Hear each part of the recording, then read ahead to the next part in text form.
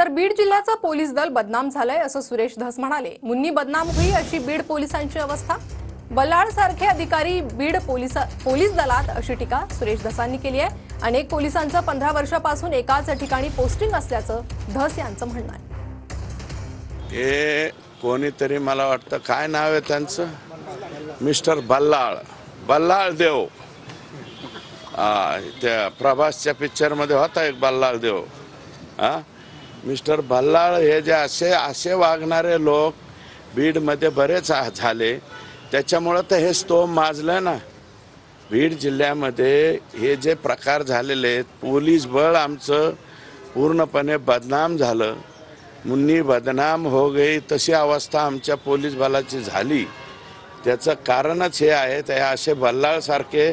आणि त्या दिवशी बघा, नुसतं कालचाच व्हिडिओ काय घेऊन बसले, वाल्मिक कराड यांना कोर्टातून जेलमध्ये नेताना वाल्मिक कराडचा संतोष कांबळे नावाचा पीए कसा बसल त्याच्याबरोबर याची काळजी सुद्धा बल्लाळ घेत होता। तो व्हिडिओ नाही का तुमच्याकडे? तो सुद्धा व्हिडिओ दाखवा ना, त्या दिवशीचा तो व्हिडिओ दाखवा। तोच म्हणतोय संतोष कुठे या, लवकर रोहित लवकर या।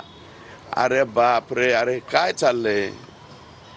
आणि काही कर्मचारी म्हणजे गुन्हेगार आम्हाला कोणत्या जेलमध्ये पाठवा हे सांगायला लागलेत।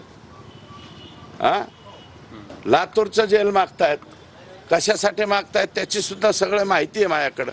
फक्त ऑर्डर होऊ द्या, मग नंतर सांगतो मी। रवींद्र सानपासून ते आता मी नाव घेतलेले हे सगळे कर्मचारी, यातले भास्कर केंद्रे हे 15 वर्षापासून फक्त परळी तालुक्यातच आहेत।